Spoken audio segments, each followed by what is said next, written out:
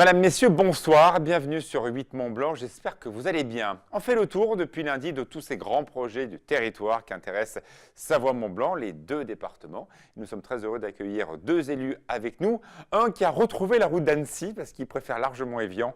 Il s'appelle Marc Francina, député maire d'Évian. Comment ça va? Très bien. Vous êtes bien d'être avec nous, Annecy? Bon, c'est trop grand pour moi. Vous préférez partir à Évian, évidemment. Jérôme Gretz, remplaçant de Jean-Paul Amoudry, adjoint au maire de Menton-Saint-Bernard. Alors, c'est un autre projet. Vous, c'est clairement le fameux tube sous le Semnoz qui vous interroge, évidemment. Puis, même chose, Marc Francina, vous, c'est comment Évian va être relié au reste du monde. On est la petite Afrique. On va faire ça dans quelques instants. Thierry Paune, comment ça va? Bien vous-même. Alors, on va faire un petit tour des webcams parce qu'il y a quelques sites où on va pouvoir skier ce week-end. Merci beaucoup, Camille, d'afficher ces premières webcams. Tout d'abord, direction Val d'Isère. On voit, Thierry, qu'il a fait plutôt beau aujourd'hui avec quand même encore une inversion de température. Un isotherme 0 degré qui est remonté aujourd'hui, en ce vendredi. Il est assez haut là, oui, il est à 3000 mètres à peu près. 3000 mètres d'altitude, donc vous voyez, ça a quand même un petit peu fondu. On le voit proche de la télécabine. Ce week-end, il fait beau, Thierry? Ce week-end, il fait beau, en montagne, il fait beau, oui, tout à fait. D'accord, avec une petite baisse de température peut-être en altitude? Alors, très légèrement, là, ce sera plus sensible la semaine prochaine, mais ça commencera ce week-end, mais ce sera vraiment léger. Ouais. D'accord. Deuxième site que l'on voit, on pourra skier ce week-end. J'avoue que je suis un peu étonné de savoir que Balme pourra être ouvert ce week-end. Ils ont certainement dû faire un très beau travail. C'est vrai que la combe est plutôt froide. Mais voilà, on voit bien que la neige quand même manque un petit peu à la Clusaz et Balme sera bien ouvert ce week-end. Un autre site de Haute-Savoie que l'on va découvrir. Là, nous sommes au Grand Monté à Chamonix où la neige a quand même plutôt résisté. On est en altitude. La neige est, paraît-il, plutôt bonne. Donc, en tout cas, bon courage aux Chamoniards qui vont pouvoir skier un petit peu. Nouveau site de ski ouvert ce week-end. Là, il n'y a pas de souci, bien sûr. C'est le glacier de la Grande Motte. On est à plus de 3000 mètres d'altitude. Il a beaucoup neigé en haute montagne. Donc, le ski sera très agréable. Même chose, évidemment, à Val Thorens où toutes les faces nord sont très largement skiables. De la cime Caron à Péclé, en face sud, du côté de la Folie Douce, pour dire les choses comme elles le sont, la neige a quasiment disparu. Donc, mais très largement, on skie très très bien à Val Thorens. Thierry, on se retrouve pour la météo tout à l'heure. Pas de problème. Jérôme Gretz, même chose, on parlera du tunnel sous Semnoz dans quelques instants. Et tout de suite, gros plan sur Marc Francina dans la place de l'info.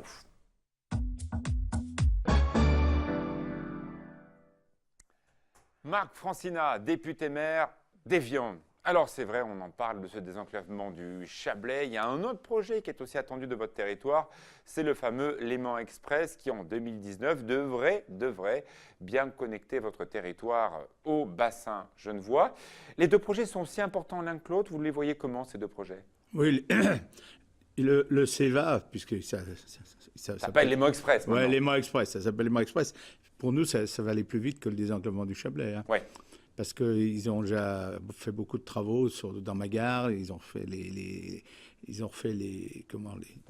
lignes de chemin de fer et tout. Et puis ensuite, ça a bien avancé. Seule petite chose quand même, les Suisses vont faire des gros travaux sur l'axe Genève-Lausanne, qui est un axe très très important en train. Nous, évidemment, on le voit bien à travers ces images, la partie française est aussi en travaux. La partie suisse, aux alentours de Genève, est très travaillée. Il manque quand même ce petit tronçon qui part de chez vous, la fameuse ligne du Tonkin, où pour l'instant, on ne s'excite pas trop. Alors la ligne du Tonkin, c'est les Suisses qui font l'étude actuellement, à la demande de Berne et du Valais. Le problème c'est que cette ligne du Tonkin, elle serait encore mieux si il y avait un shunt après Saint-Gingolph qui relie tout de suite Lausanne, parce que pour l'instant, avec la ligne du Tonkin, vous serez obligé d'aller à Saint-Maurice et de revenir sur Lausanne. Il n'y a pas un autre problème, clairement, Marc Francina, que les Suisses aimeraient bien transiter une partie de leur fret côté français, pas uniquement sur la voie suisse qui est déjà ultra saturée. On sent bien que du côté des Français, on n'a pas trop envie que tout cet ouvrage serve uniquement comme délestage des Suisses côté français.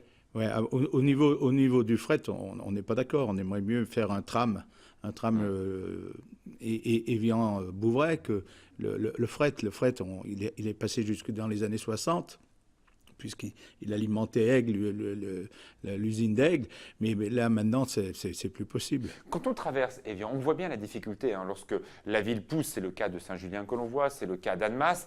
Est-ce que vraiment les rails, tout simplement chez vous à Évian, est-ce qu'il y a encore la place de remettre cette ligne en état? On voit, elle est abandonnée aujourd'hui, cette ligne. Elle est complètement abandonnée puisqu'elle avait été remise à la région, mais elle n'avait même pas été remise à la Vous région. avez encore les terrains, par exemple? Oui, oui, ils ont la plateforme, hein, ils ont la plateforme, mais il y a tous les ouvrages à refaire, les ponts, les tunnels. Donc c'est encore faisable. C'est encore faisable, tout dépend le prix. On vous sent avec 3 points de suspension, là. Oui, ben, tout dépend le prix parce que ça va coûter une fortune. Alors, il y en a qui disent qu'il faut faire une piste cyclable. Une piste cyclable, moi qui ai présidé la commission des routes pendant plus de 20 ans au Conseil général, ça coûte aussi cher qu'une voie supplémentaire. Bah, on en parlera avec Jérôme Gratz tout à l'heure parce que Annecy, entre Annecy et Albertville, il y avait une voie ferrée pendant très longtemps qui est partie aussi en abandon, qui a été donc remplacée par une piste cyclable qui cartonne, mais en termes d'offres de transport public autour du lac d'Annecy, c'est un peu compliqué. L'autre projet qui vous intéresse, c'est évidemment celui-ci, le désenclavement du Chablais. Christian Monteil était sur ce plateau hier. On sent bien qu'il a l'envie de faire ces travaux. Ça sera en tout cas des travaux payants pour tout le monde. C'est un partenariat public-privé. Est-ce que vous le verrez de votre vivant, ce projet? Ben, j'espère. Vous n'allez pas m'enterrer tout de suite. Ben, je ne veux pas dire, mais, non, mais la on DUP, parle de loin, là. le préfet va signer la DUP. Ça aurait dû être fait il y a 20 ans. J'ai certainement pas réussi quand j'y étais à faire passer le dossier. Et puis, on a quand même le problème de la problématique qui va payer. Donc, il va y avoir un péage, hein, puisque c'est dans la prochaine Mais DUP. habituellement, c'est pas comme ça qu'on fait les choses. On fait d'abord savoir qui va payer, puis après on fait le projet. J'ai un peu l'impression que c'est un peu à l'envers, là. Non, parce qu'au départ, l'État avait dit qu'il ferait le désenclavement du Chablais, avant qu'il y ait eu les transferts de compétences. Puis après, le problème qui s'est passé, c'est que quand on a fait le contournement de Thonon, moi j'étais président des routes, c'était l'État qui devait le faire, le contournement de Thonon. Et les services du département ont dit non, nous on fait le contournement de Thonon et l'État fera Machilly-Thonon. Et puis il n'y a plus de sous, hein, donc Machilly-Thonon, il est resté en carafe. Bon, alors justement, vous êtes quand même assez proche de François Fillon, vous connaissez en tout cas très bien ses proches et vous êtes un expert en finances publiques. On entend parler, François Fillon, de réduction budgétaire concernant des collectivités locales. Est-ce que vous pensez que ce projet va continuer? Parce qu'il y a une partie privée, mais il y a aussi une partie publique, ou c'est un projet qui pourrait aussi passer à la trappe? Non, je ne pense pas qu'il passera à la trappe, parce qu'on est vraiment asphyxié maintenant. Il faut quand même le reconnaître. Hein. Quand vous faites Annemasse et Évian, 6% d'augmentation d'habitants, clairement, dans le Chablais. Oui, exactement. Et puis, on a quand même, sur la route entre Thonon et Évian, on est à 18 000 véhicules. Hein. Ouais. Et les ronds-points qu'on a fait pour le contournement de Thonon sont asphyxiés maintenant. Alors Marc Francina, moi j'adore Évian, c'est vraiment une ville magnifique. Thonon, c'est la même chose. Mais demain, si vous avez vraiment une 2x2 voies qui va jusqu'à chez vous, il va y avoir quand même un petit problème. C'est l'augmentation incroyable des constructions et donc du coût du foncier. Je connais certains chefs d'entreprise qui nous disent je ne suis pas vraiment pour le désenclavement parce que ça va me faire exploser le prix du foncier et je ne pourrai pas me développer. J'en connais qui disent ça. Oui, il y en a beaucoup. Alors, pour Évian, ça se pose moins parce qu'on a un petit territoire, on a 425 hectares, hein, et ça s'est bien construit puisque tout le monde veut venir habiter Évian. Avec les promoteurs qui font de l'immobilier Évian, ils vendent à 60% sur plan. Ouais. Le problème, c'est tout le tour, le plateau de Gaveau, et tout le plateau de Gaveau, la région de Thonon, où ça va augmenter le coût du foncier, ça c'est sûr. Hein. Mais bon, pour Évian, c'est moins difficile. Oui, le vrai problème, c'est effectivement l'autre partie. Bon, ma question, elle est toute simple, Marc Francina. Est-ce que ça vous dirait de rempiler, de refaire un mandat de député pour voir ce projet arriver? Je ne sais pas encore. Je te dirai Vous en avez envie ou pas? on Ça vous cheville au corps à la politique. Vous êtes un animal politique, Marc Francina. Ouais, non. On ne peut pas l'enlever. Non, là, vous me lancez des fleurs. Non, le problème, c'est qu'à un moment donné, il faut savoir s'arrêter ou continuer. Donc, je n'ai pas encore décidé. J'ai l'investiture des Républicains. Vous venez de faire le coup de François Hollande. Au début du discours, on voit qu'il ne veut pas y aller, et puis à la fin, il y va, et après, il n'y va plus. Ouais, ça peut arriver. Donc, c'est plutôt, pour l'instant, pas trop. Non, on attend. Ouais. Il faut attendre. Parce que c'est vrai que vous avez dû entendre, il y a tellement de gens dans les starting blocks pour prendre la place du vieux crocodile que je suis. Hein. Ouais. Donc, ils sont alors, tous sans en me dire si instance. vous voulez y aller ou pas, est-ce qu'il y a quelqu'un dans votre entourage que vous aimez bien et que vous aimeriez, sans dire son nom, j'imagine, en disant, voilà, tiens, si lui ou elle y allait, ça me ferait plaisir. Oui, il n'y a pas de problème. Vous en avez un déjà aujourd'hui? Oui, c'est un ou une. Et c'est comme pour la mairie d'Évian. La mairie d'Évian, je vais aller jusqu'en 2020. Le problème qu'on a avec le non-cumul des mandats, bien sûr.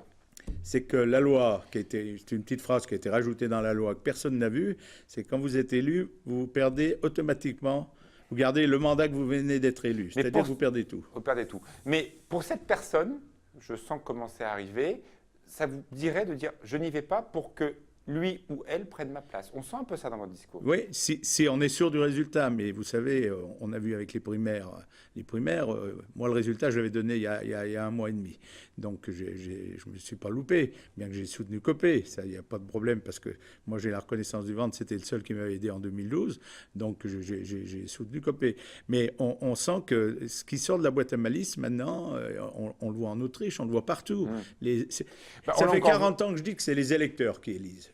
On l'a encore vu ce matin, un sondage très clair dit 9 Français sur 10 ne souhaitent pas que François Fillon réforme la santé publique et baisse notamment les questions de remboursement de frais médicaux, etc. Donc voilà, c'est quand même une mise en garde très claire de François Fillon. On l'élit, par contre, on ne veut pas qu'il touche les avantages sociaux. Ah ben ça, c'est la France. Hein. Vous savez, De Gaulle avait dit, un pays où il y a 420 fromages, c'est toujours difficile à gérer. Voilà. Merci beaucoup, Merci à vous. Sina. On verra bien si ce projet se fera ou pas dans la place de l'info. Tout de suite, la météo, Thierry Paul, mais après, on passe sous le Semnoz, ou presque.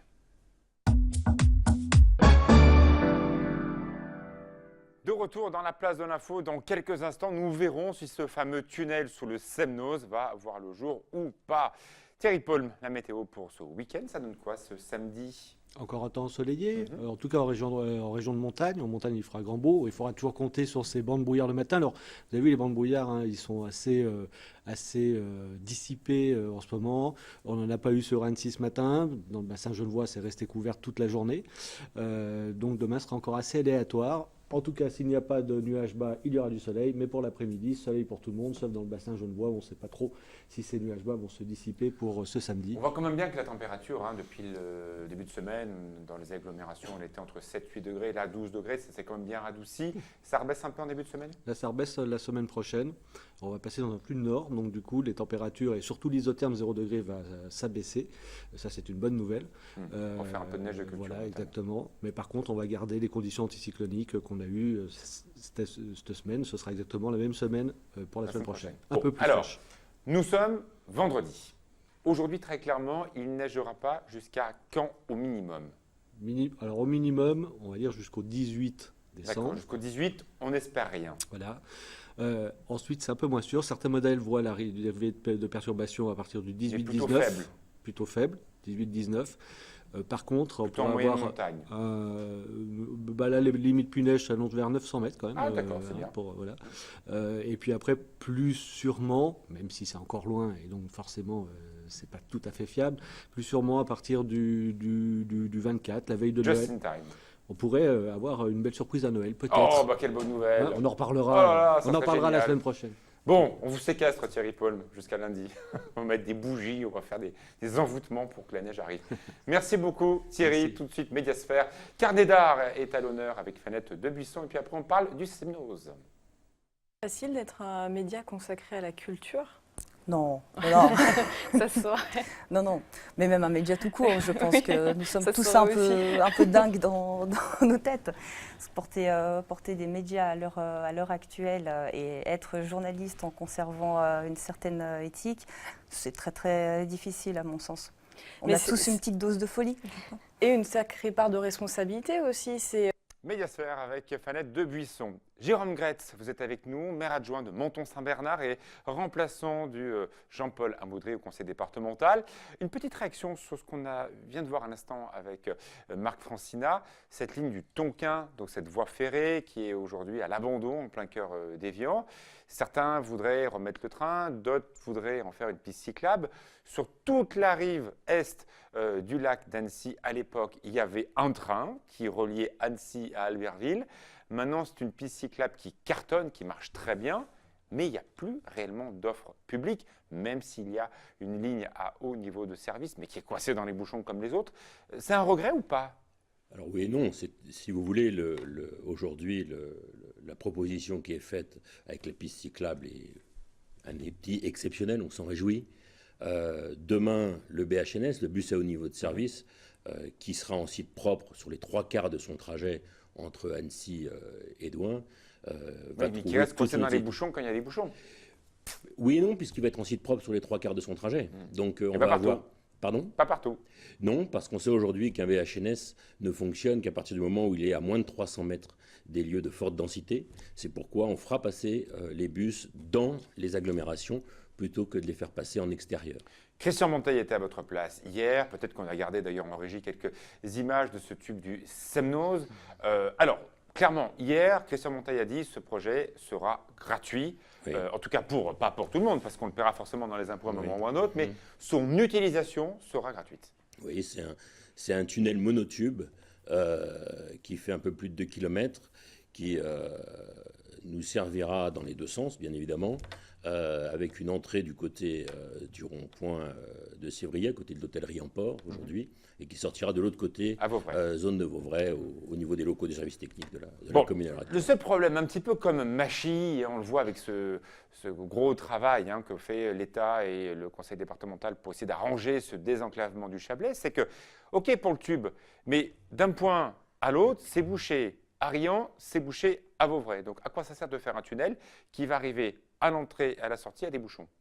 Alors, on aura, justement, ça va fluidifier le trafic. Je crois qu'en ce moment, vous le savez comment, on est dans un pic de pollution important. Un véhicule à l'arrêt qui stagne est 2,5 fois plus polluant qu'un véhicule qui roule. Le but n'est évidemment pas de supprimer les véhicules, il est simplement de les rendre roulants plutôt que d'avoir des véhicules qui restent à l'arrêt et qui polluent encore plus. Ça va coûter très cher ce projet. Est-ce qu'il faudrait mieux pas mettre cet argent-là dans d'autres systèmes? On le voit en Bretagne, l'entreprise Poma a réalisé un téléphérique urbain parce que ça fonctionne bien. Il y a d'autres solutions. Pourquoi toujours mettre tout dans la route en premier? Alors, vous l'avez dit à l'instant, c'est dans des projets urbains. Là, aujourd'hui, on est sur une cluse fermée qui fait 24 km entre Annecy et les sources du lac, le Val de Chaise. On est avec des hameaux successifs. On n'est pas sur des zones à forte densité, même si demain, on se regroupe dans la future Grande Agglo à 180 000 habitants. Mais on est répartis sur un territoire immense avec ses contraintes spécifiques liées à la montagne. Donc, partir sur des projets autres que ce tunnel ne semble pas raisonnable, tant d'un point de vue économique que d'un point de vue environnemental. Alors bien sûr, cette agglomération d'Annecy se constitue. 200 000 habitants seront réunis dans le Grand Annecy aux alentours du 13 janvier prochain. Si la ville pousse, ça veut dire que les gens vont habiter de plus en plus loin du centre-ville, donc de plus en plus de bouchons de part et d'autre du tunnel. Oui, mais je reviens sur ce que je disais à l'instant. On est sur un projet aujourd'hui qui est de l'ordre de 300 millions, 300 millions d'euros. Le fait de repartir sur du tramway, par exemple, on sait qu'on est de l'ordre de 30 millions d'euros du kilomètre. Donc sur 20 km, je vous laisse faire le calcul, on est bien au-delà de ce que nous coûterait le tunnel d'une part. Et puis deuxièmement, les spécificités géographiques de notre bassin de vie font que ce qui semble le plus approprié, c'est de désenclaver dans un premier temps et dans l'urgence cette circulation voiture si importante. Jérôme Gretz, on a bien vu tout à l'heure avec Marc Francina que derrière les grands projets publics, il y a toujours des spéculations politiques. C'est aussi une façon pour les hommes et les femmes politiques de se faire connaître. Pour Marc Francina, il a un petit peu de recul, même si très clairement il aimerait voir ce projet de son vivant et surtout de son activité politique. On sent que pour vous, c'est aussi un tremplin, ce projet. Pour moi, c'est avant tout un projet qui est un projet fédérateur sur lequel on doit prendre de la hauteur. On doit raisonner en territoire aujourd'hui. Enfin, il ne plaît pas à tout le monde non plus, ce projet. Certes, mais je pense que c'est à nous d'être persuasifs, d'aller expliquer, d'aller discuter. C'était le but de notre association, le Codefar. Vous parlez un peu comme un candidat, là. Non, je parle comme quelqu'un qui est passionné et qui est persuadé que ce projet se doit d'être mené à bien pour notre territoire, pour notre bassin de vie. Et qui va se présenter aux législatives, aux sénatoriales. Non, ni l'un ni l'autre pour l'instant, c'est pas dans l'ordre du jour. Si les choses devaient se passer, elles se passeront, mais c'est Vous pas. n'êtes pas contre. Par contre, Vous n'êtes pas contre. je suis ni pour ni contre, on ne me l'a pas proposé non plus. Aujourd'hui, je porte des projets de territoire. Ce que j'aime, c'est mon territoire. C'est ça la politique, Oui, de l'absolu. c'est une vraie C'est passion. aussi parler de projets importants. C'est une vraie passion. C'est une vraie passion, mais il y a bien d'autres sujets comme le baril, il y a plein d'autres sujets sur notre territoire qui sont importants et sur Vu la lesquels on se dimension doit, de ce que voudrait faire un député. entre autres, 3 points de suspension. 3 points de suspension. Il y a un rendez-vous, je crois, public. On a des rendez-vous publics. On a fait pas mal de réunions dans les différentes communes. Il y a site internet, on peut retrouver le projet? Bien sûr, Codefarouba, donc comité de Alors, soutien pour... Codefarouba. Voilà, c'est pas une danse polynésienne. Si vous voulez. C'est le comité de soutien pour le désenclavement du pays de Faverges, de la rive ouest et du bassin annécien. Donc codefarouba.org, il y a une page Facebook, on peut nous suivre là-dessus sans problème. Toute dernière question, est-ce que le nouveau découpage géographique, donc clairement cette agglomération, va faciliter ce projet, dans le sens que les élus vont travailler ensemble dans les mêmes structures? Mais on l'a bien vu, c'est un projet sur lequel tout le monde s'est fédéré. Le département, la C2A, donc Christian Monteil, Jean-Luc Rigaud ont travaillé de concert. Le dernier grand projet structurant sur le bassin annécien, c'est 1994, c'est la Voie des Aravis, sous la houlette de Bernard Accoyer.